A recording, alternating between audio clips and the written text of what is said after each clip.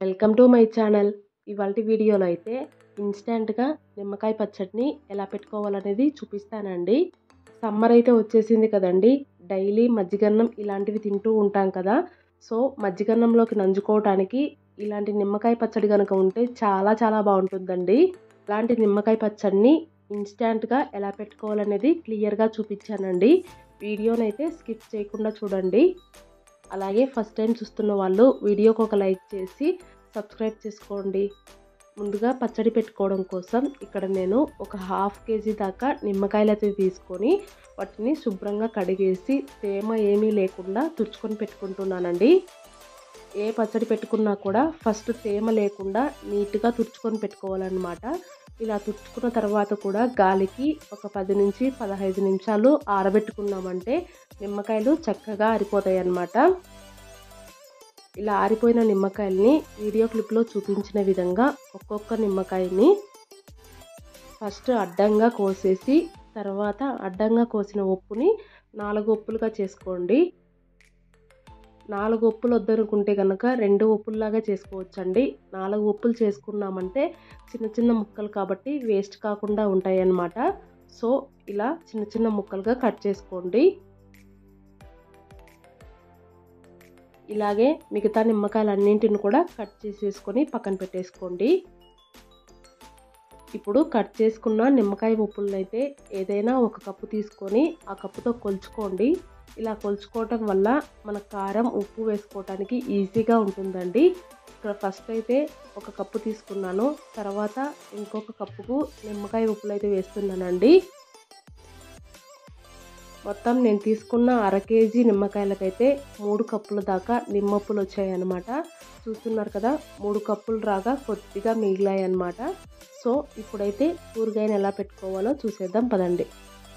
ఊరగాయ పెట్టుకోవడం కోసం గ్యాస్ పైన ఒక మందంగా ఉండే కడాయి పెట్టుకొని అందులో మనం ఏ కప్పుతో అయితే నిమ్మకాయ ఉప్పులు కొలుచుకున్నామో అదే కప్పుతో ఒక హాఫ్ కప్పు నూనె అయితే వేసుకోండి.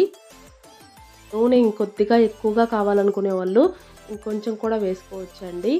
నూనె కొద్దిగా మీడియం ఫ్లేమ్లో హీట్ ఎక్కిన తర్వాత ఇప్పుడు అందులో ఒక 2 టేబుల్ స్పూన్ల ఆవాలు అలాగే ఒక 2 టేబుల్ స్పూన్ల జీలకర్ర వేసుకొని రెండింటిని లైట్గా చిటపటలాడనివ్వండి. తర్వాత ఒక 3 ఎండుమిరపకాయలు వేసుకొని వాటిని కూడా లైట్గా ఫ్రై అవ్వనిచ్చి కొద్దిగా కరివేపాకు కూడా వేసుకోండి. కరివేపాకు వేసుకున్న తర్వాత కొద్దిసేపు గరిటెతో కలుపుకుంటూ మీడియం ఫ్లేమ్లో లైట్గా తాలింపు మొత్తాన్ని బాగా ఫ్రై అవ్వనివ్వండి. తర్వాత మనం కట్ చేసి పెట్టుకున్న నిమ్మకాయ ఉప్పులు అయితే వేసుకోవాలండి. వేసుకున్న నిమ్మకాయ ఉప్పులన్నింటినీ గరిటెతో ఆయిల్లో మొత్తం కలిసిపోయేలాగా బాగా కలిపేసుకోవాలి. మొత్తం కలిపేసుకున్న తర్వాత గ్యాస్ని పూర్తిగా సిమ్లో పెట్టేసి పైన మూత పెట్టేసి నిమ్మకాయలని అయితే కొద్దిసేపు ఉడకనివ్వండి. ఇలా కొద్దిసేపు ఉడకంగానే నిమ్మకాయల్లోంచి నీళ్లు మొత్తం ఊరి ఇలా ఉడకడం అయితే స్టార్ట్ అవుతాయండి. ఇక్కడ చూస్తున్నారు కదా నీళ్ళు అయితే ఎలా ఊరాయో, ఇలా నీళ్లు ఊరి నిమ్మకాయలు అయితే ఉడకడం స్టార్ట్ అవుతాయండి. సో ఇలాగే మధ్య మధ్యలో కలుపుకుంటూ నిమ్మకాయ బాగా సాఫ్ట్గా అయిపోయేంత వరకు ఉడికించుకోవాలి. ఇలా ఉడుకుతున్న టైంలోనే ఒక 1/4 కప్పు సాల్ట్ తీసుకొని వేసుకోండి. సాల్ట్ మొత్తం ఒకేసారి వేసుకోకుండా కొద్దిగా మిగిల్చుకొని వేసుకోండి. ఉప్పు తక్కువైనా కూడా మళ్ళీ చూసుకొని వేసుకోవచ్చండి. అదే ఒక్కసారి ఉప్పు ఎక్కువైపోయిందంటే అసలు తినడానికి కూడా సాధ్యం కాదనమాట. సో కొద్దిగా మిగిల్చుకొని వేసుకోండి. అలాగే ఒక స్పూన్ పసుపు కూడా వేసుకొని మొత్తం ఒకసారి బాగా కలిపేసుకోండి.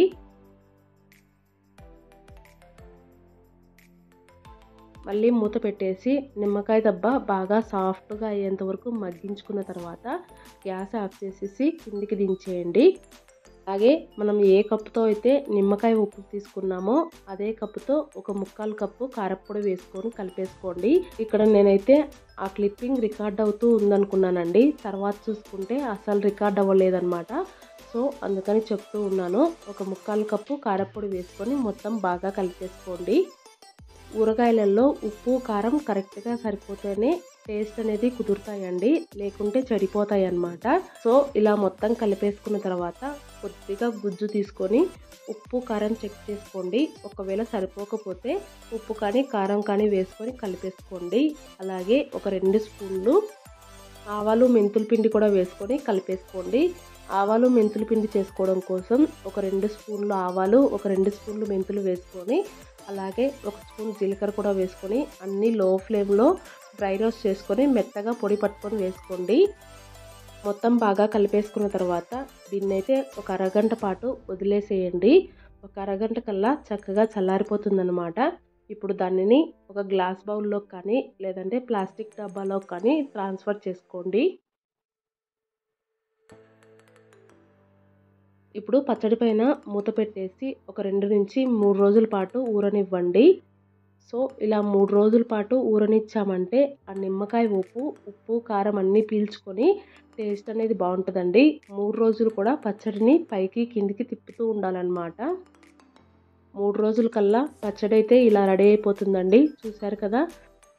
చూసారు కదా నిమ్మకాయ పచ్చడిని చాలా సింపుల్గా ఇంకా ఈజీగా ఎలా పెట్టుకోవచ్చు అనేది చూపించాను కదా. మీరు కూడా ఈ ప్రాసెస్లో ఒక్కసారి ట్రై చేసి చూడండి.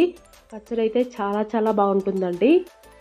మజ్జిగన్నం చేసుకున్నప్పుడు ఇలా ఒక దెబ్బ వేసుకొని తిన్నామంటే సూపర్గా ఉంటుందన్నమాట. ఫైనల్గా ఒకసారి సాల్ట్ చెక్ చేసుకోండి. ఇక్కడ నాకైతే కొద్దిగా సాల్ట్ తక్కువగా అనిపించిందండి. అందుకని కొద్దిగా సాల్ట్ వేసేసుకొని కలిపేసుకుంటూ ఉన్నాను.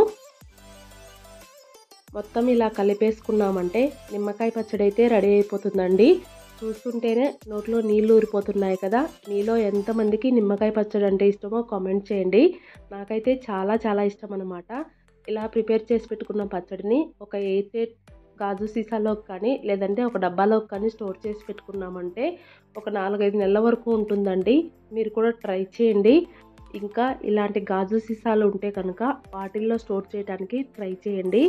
ఇలా సీసాలలో స్టోర్ చేసుకున్న తర్వాత సైడ్ అంచులు వెంబడి కొద్దిగా ఊరగాయ కానీ ఆయిల్ కానీ కారుతూ ఉంటుందండి. దాన్ని మొత్తం నీట్గా తుడిచేసుకొని మూత పెట్టేసుకున్నారంటే పచ్చడి అయితే రెడీ అయిపోతుందండి.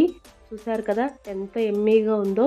మీరు కూడా ట్రై చేసి మీకు ఎలా కుదిరిందనేది మీ ఫీడ్బ్యాక్ని నా కామెంట్ సెక్షన్ రూపంలో తెలియజేయండి. అలాగే ఈ వీడియో మీకు నచ్చినట్లయితే లైక్ చేయండి, షేర్ చేయండి. కొత్తగా చూస్తున్న వాళ్ళు సబ్స్క్రైబ్ చేసుకోండి. Thank you.